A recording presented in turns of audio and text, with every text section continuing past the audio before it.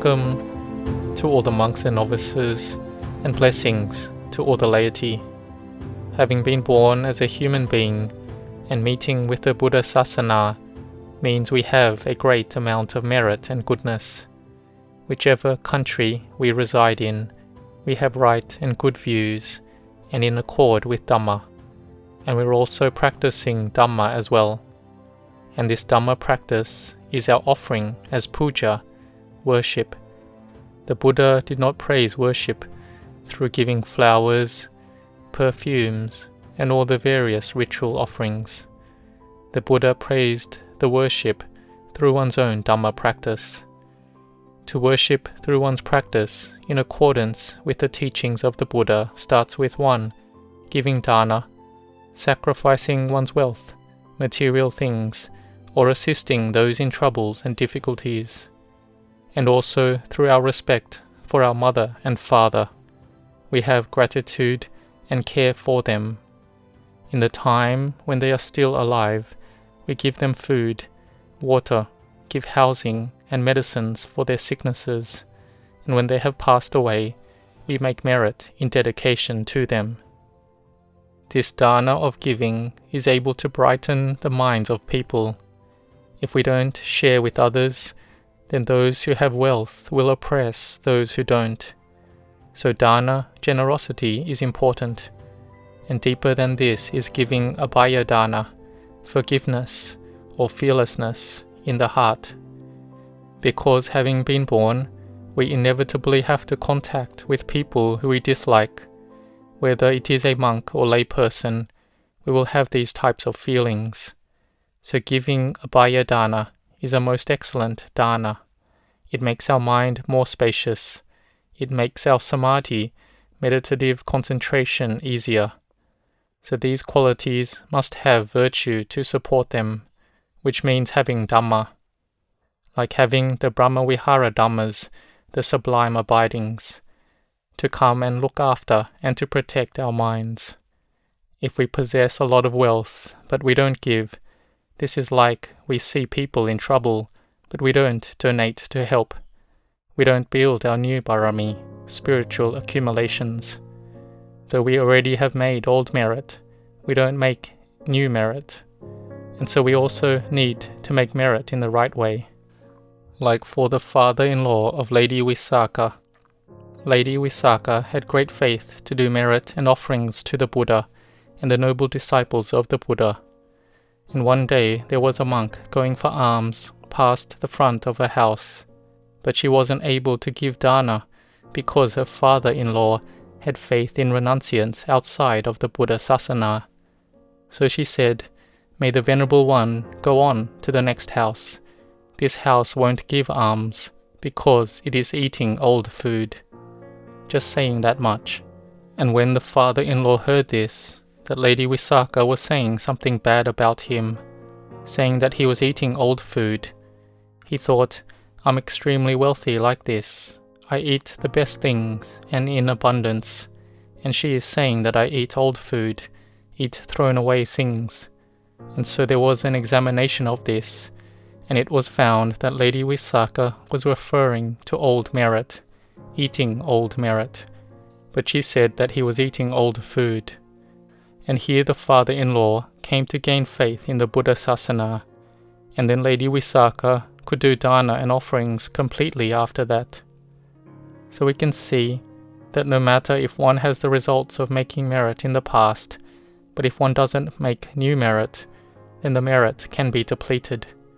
So making merit in this life is continuing to make merit. The thing we do on the outside comes back to us on the inside, which is a good mind. But it's not just only doing dana of material giving. It can be vitaya dana, giving knowledge, helping society with mindfulness and wisdom, helping with communal work, helping the work of the monastery and of external Buddhist activities with one's mindfulness and wisdom. This is doing dana. And those with good mindfulness and wisdom, they can help the Buddha Sasana by spreading Dhamma in various ways. Or all those helping in the various Buddhist centers, they have self-sacrifice. They set up the computer, the technology to facilitate the Dhamma sharing, so that everyone has the opportunity to receive the Dhamma. This is self-sacrifice. And we need to have virtue to do this, which is having metta, loving kindness, and karuna, compassion, to help people. When we have metta and karuna like this, then sila Dhamma, doing beautiful and good things through body and the mind, goes well by itself. And this is imbued with a good mind too. When doing only goodness and sila, morality, with a good mind, then the reputation of one's sila will go far and wide, like the aroma of sila smells fragrant.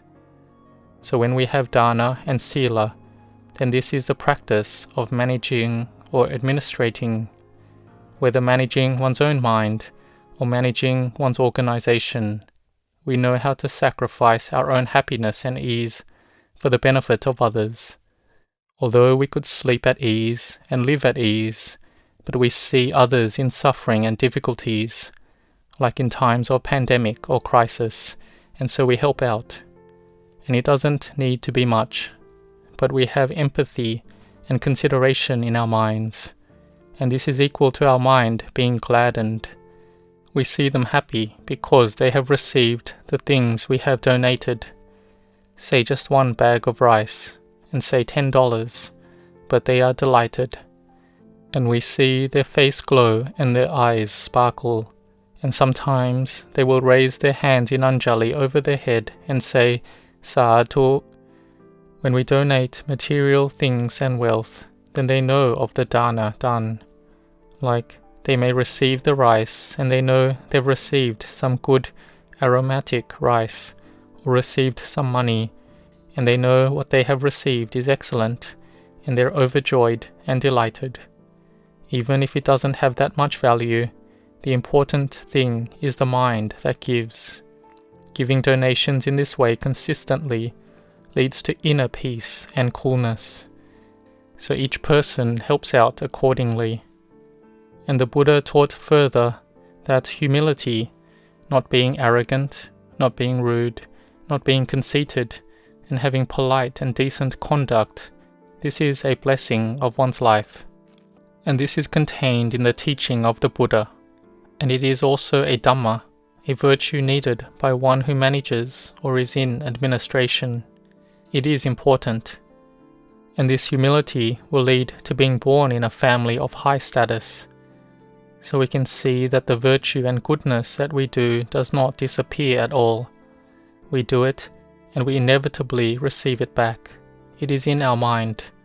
In whatever life we're born in, our parami accumulates and piles up, until we will understand the Dhamma, be purified, and gain liberation from suffering. But when we have to cycle around birth and death in samsara, then we have to increase our parami more. We have forbearance. Sometimes we need to have forbearance. This is having tapa, austerity, to burn up our mental defilements. Why? Because we're in a society that is chaotic, a society that takes advantage of each other, a society where people are deluded and disordered and competing and struggling with each other. So we need a lot of tapa, or mental resilience, endurance. And we need to not harm anyone too much or at all. We need to be considerate, generous, and friendly. We have patience and persistence in doing work that is harder and more difficult than it was before. Because this society in the present day is very competitive.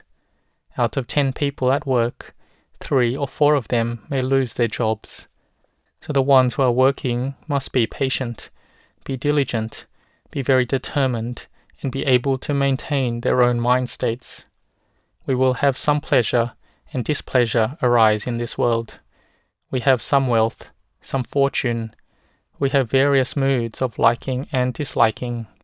And so with all this, we have to be very careful with our mind. We need to have abhaya dana.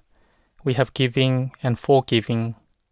And we need to have the mind and behavior that is impartial and fair. For example, not being biased because of liking not being biased because of hate, not biased because of greed, because of delusion, or because of fear. So not letting our minds become biased. When our minds are biased, we have to watch our minds, train our minds. We see what states our minds are in. How are our minds today? What type of things have we done? So in the morning, watch over the mind. In the afternoon, watch over the mind. In the evening, watch over the mind. In the dialect of the northeast of Thailand, this is bung, bung, bung. Watch over it, watch over it, watch over it, constantly. This is similar to asking ourselves, what are we doing right now? How is the state of our mind? So this is an important virtue, and we need to have all the qualities of loving kindness, compassion, sympathetic joy, and equanimity. One who is managing or supervising may have some problems coming up. We need to be equanimous, balanced. We slowly tell, slowly teach, and slowly advise. This is a Dhamma that we all need to have. And those who have duties as administrators, managers, must have Dhamma. And more important than this is that we need to be training and instructing our minds to have Dhamma arise in the heart. How is the heart that has Dhamma arising?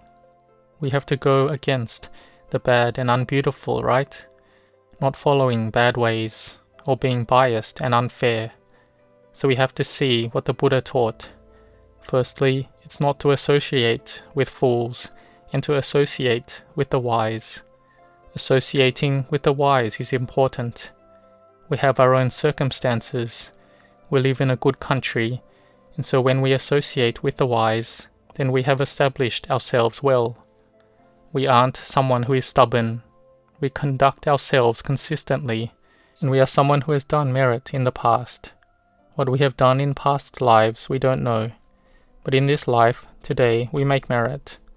So then tomorrow, this is like having made merit in the past, like by helping people in troubles and difficulties, in an amount which may not be that much, but it may be that one day in the future, we get sick, and that person we have helped becomes a rich person. He's a doctor. We have become sick and we happen to meet again. We have no money to get treatment, but we had helped that child, and they haven't forgotten that help. He is a good person, and he helps us in return, and he doesn't take any money for the treatment, not even 1 cent. Why is this? This is because of doing merit in the past.